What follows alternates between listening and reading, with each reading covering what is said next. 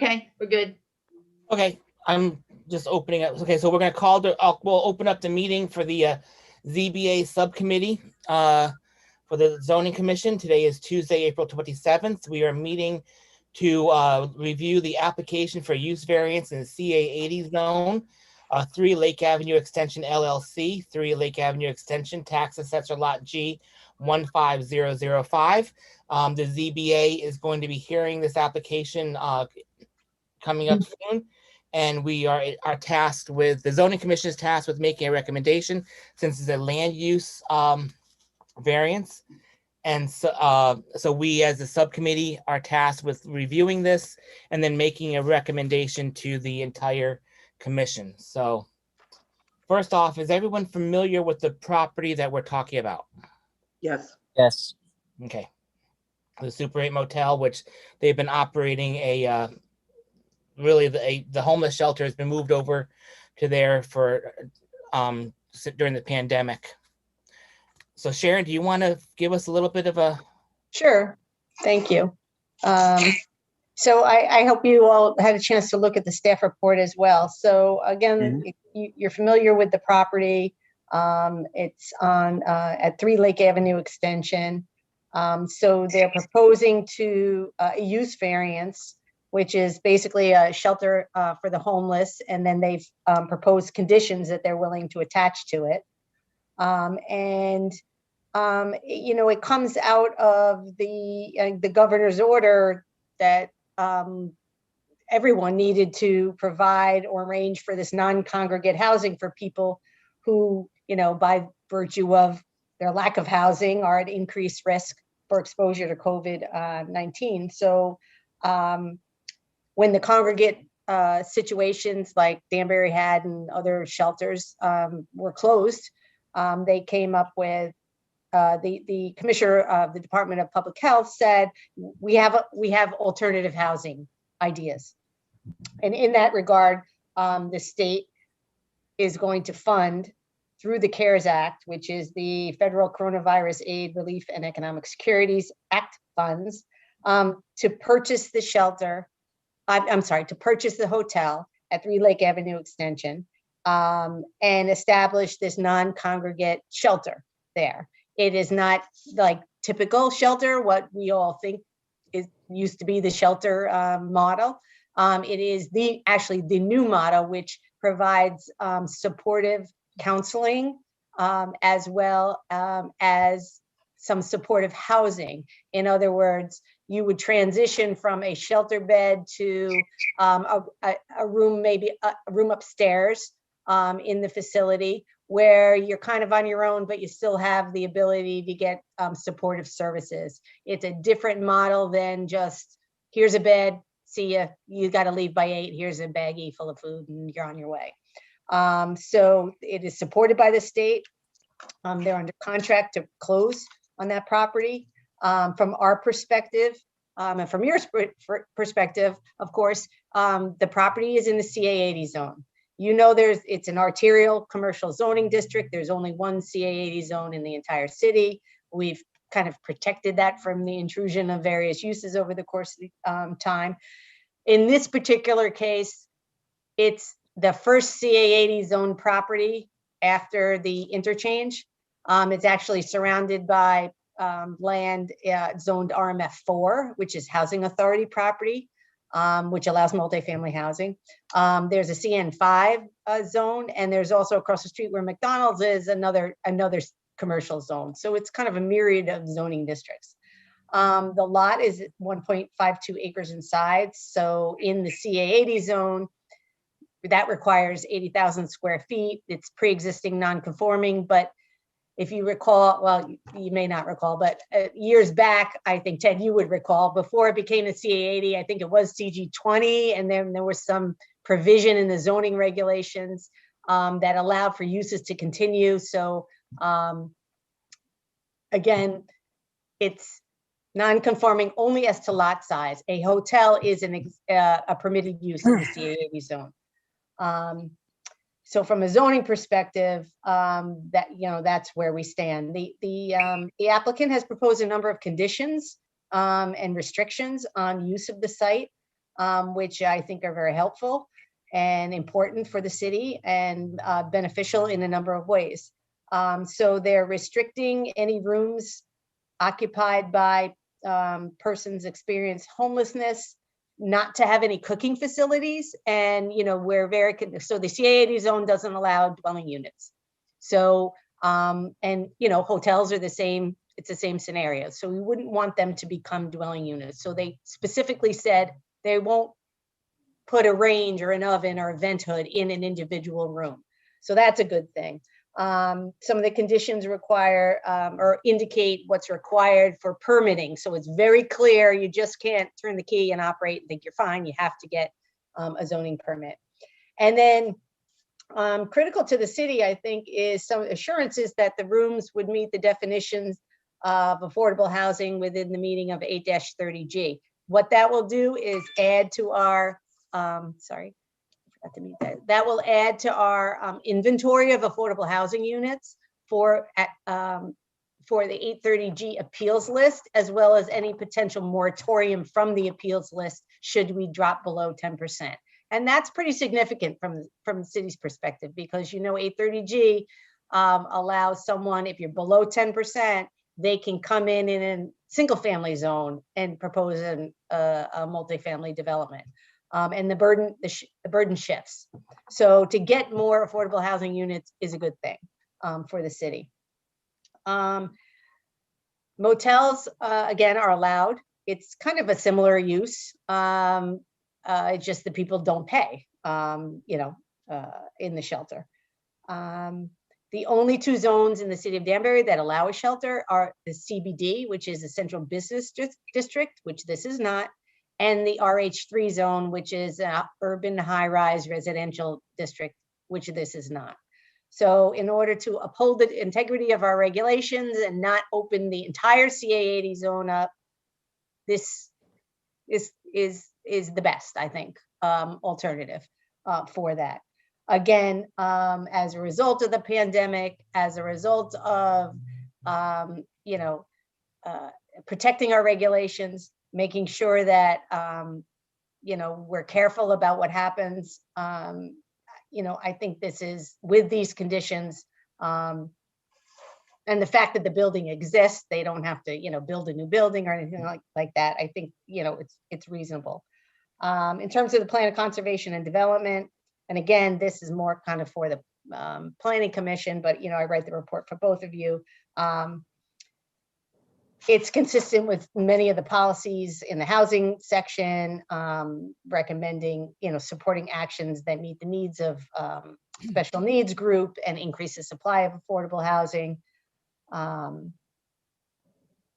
have to say that the CA80 zone description doesn't include the word shelter, but neither does the central business district nor the RH3 district where shelters are allowed. So from that perspective, I think you're on an equal playing field. And so I think that, from the staff's perspective, the purchase and use of the site for this using federal funds, sanctioned by the federal government, using Federal CARES Act funds through the Department of Housing, which is overseeing this, is really kind of a more global response to the issue of homelessness. It's not going away.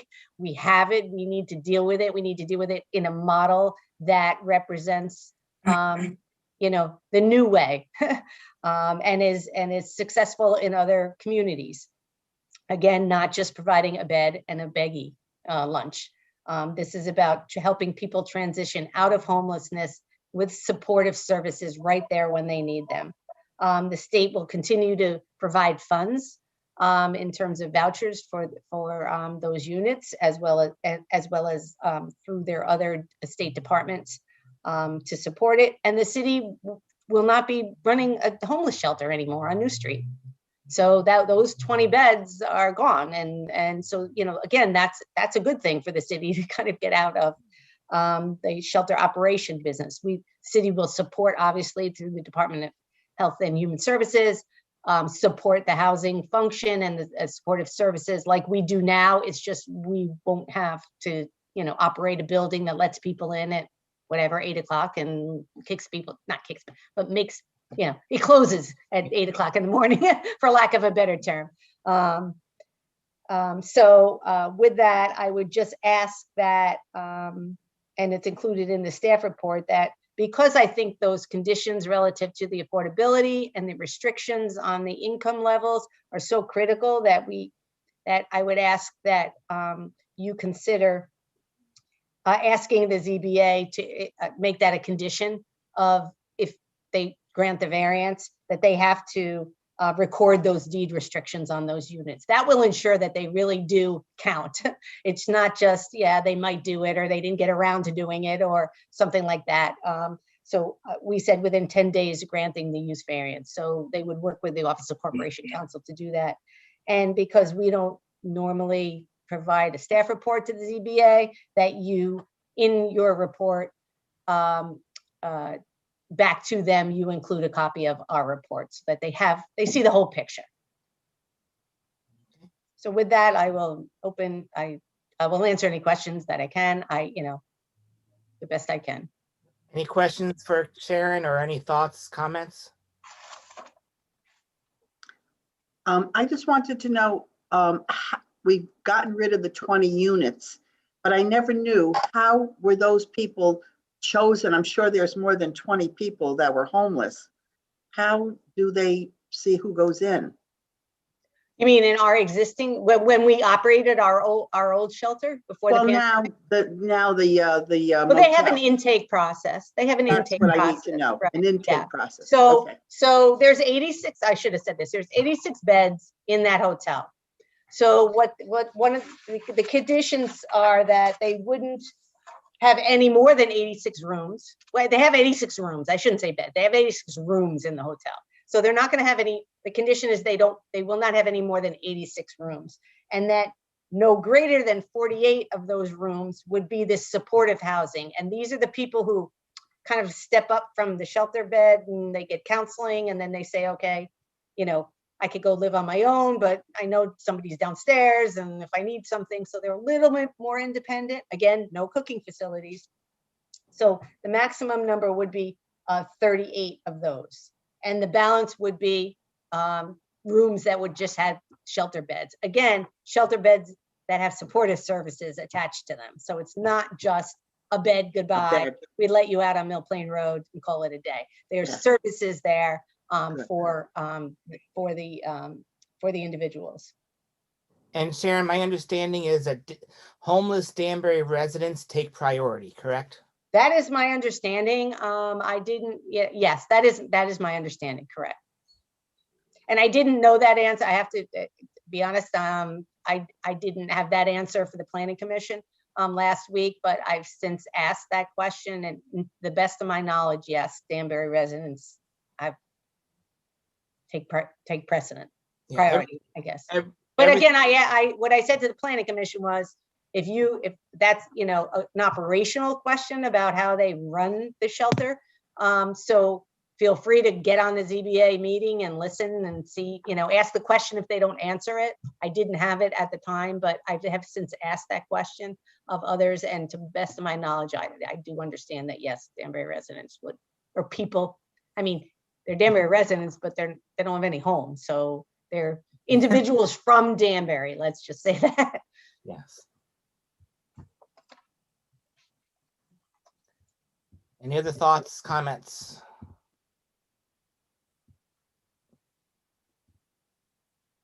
Okay. Okay, Ted, did you have any question you wanted to ask? Sydney. No, I think Sydney's. Okay, Yeah, Sydney. Yeah, I have a question for Sharon. Sure. Can you hear me? Yes, Yeah. I can. Yeah. Yep. Okay. So all 86 rooms would be counted towards the affordable housing units. Is that the deal? Yes. So some count. Yeah, they count for. It's a different way to count. Some get vouchers, and then they're in the tenant rental assistance program, and then some are shelter beds. And so they either count as affordable housing units and or towards our housing unit equivalent points if we need to get a moratorium. For the 8-30G. Correct. Yeah. In Okay. one way or another, they will all count, which It is will all count. really right. Okay. So the shelter beds have a different way of calculating them. And then the Right. supportive housing, what they're calling supportive housing. Again, housing is a, I don't want to mislead anyone. It's not a dwelling unit, but for lack of a better word, we're calling them supportive. Did I say supportive rooms? I think I call them supportive rooms. Yeah, I no, don't want somebody to think that, oh, they're letting housing in the CA80 zone. We're not. yeah, You no, can, I'm you can have a familiar with, kitchenette in a hotel today, so it's the same yeah, thing. no, I'm familiar with the Pacific House. Yeah. For sake of disclosure, I guess I've done appraisals for them in the past, so I've toured some of their facilities. I know like what they do, and I fully understand like what you're trying to convey as far as like what their rooms are like. Mhm. So I understand what they're trying to do. Yeah. I just wanted to make sure that all the units were counted as affordable Yeah. in one way or another. In one way or another. And Right, that's that, and the fact that the city won't be in the shelter operations business Right, is right. is a public benefit. It really is, because it's, there's staff, there's building maintenance, there's upkeep, there's a lot associated with it. So we can Right. funnel either our grant funds or our personnel to help support the model and the services and get them back into the community once they've kind of they matriculate through that system, I guess is the best Right. way to say it. Right. Right. So, you get into a bed, you get a little more independence, you think, you're upstairs, and then you eventually, get help, whether it's a HACD, a different kind of voucher, and then you can go out into the public. So it's just, helping people really become, to self-sufficiency. Right. Sure. Okay. Ted, I was going to ask you, did you have any thoughts or questions for Sharon since you're? No, thank you for asking. I think she just touched on another thing as I think is a benefit is that chunk of money that the city used to spend is now going to be used for other things. It can go into the community in other ways. I don't know how yet, and I don't know whose decision that is, but I would imagine it took a lot of money to operate on New Street. So that's a windfall here, I think. Yeah. Some of that will probably be reallocated to help in this manner in a partnership, but you're right, it does definitely, free up some things. That would obviously be under the council and the mayor's prerogative there, but. Thank you, Marlola, for extending me an opportunity to speak. Sure. Yeah, I mean, the old way is just not sustainable. I mean, that doesn't, that it serves what it needs to, but this is about teaching and support and counseling and education and, really retraining people to just become, more productive and be independent and be able to live and sustain themselves on their own. So I think it's a win for the city. And I mean, a win but in terms of zoning, let's talk about zoning for a second. This is the least this upholds the integrity, I think, of our regulations. Doesn't kind of mess up the C80 zone. It can't, it's not, appropriate to rezone it because those two zones that's not what's on Mill Plain, on Lake Avenue extension. I mean, those are, and it's a very specific state sanctioned use of a property on an arterial highway adjacent to multifamily. I mean, it from our perspective, I think it, ticks all the boxes. Right. I was going to add to that, Sharon, that normally I think we as a commission, and rightfully so, defend our regulations and stand against a lot of land use variances. This is one of those weird scenarios where I think it actually behooves us to support it in the fact that it is the least intrusive method. We are talking about a parcel that for the existing usage already is non-conforming. So if they want to do any significant improvements, they might even need to look at a land use variance for that particular matters anyway. So we're still looking at a property that might potentially need a variance, and this is just a windfall for the city, and it also helps the city in a positive manner. So I would lean towards giving this a positive recommendation. So, Yeah, I tend to agree with Rob. I mean, Yeah. as far as changing of uses, this is like the smallest change possible, because the only big difference is like where the money is coming from as far as the people who are staying there. You know, with the hotel, they pay themselves, or if it's a corporate, you know, credit card or something, then the company pays for it. But in this case, the money's coming from grants, or, you know, or the state or wherever. But as far as the use, we're not really like changing it to, you know, something that's completely different. So I think this is a win for the city. I would recommend it too. I agree. okay. So we can make a motion to give a positive recommendation from Sydney, seconded by Angela. Is that fair? That's fair. Okay. That's fair. Okay. Rob, for discussion before you vote, so can you, subject to adding that condition that they record the variance within 10? Okay. Yeah, Just when making we sure. when we make the recommendation to the commission as a whole, obviously we'll give a little bit more of a reason that it, you know, it is supported by the Plan of Conservation Development, and with the condition that it has the deed restrictions as requested by the planning director. Okay, great. Okay, so I think we're good. We have a motion with and a second. All those in favor, signify by saying aye. Aye. Opposed? Motion carries. I'll take a motion to adjourn the subcommittee meeting, Make a motion to adjourn the subcommittee meeting. made by I'll Andy, second. seconded by Sydney. All those in favor, signify by saying aye. Aye.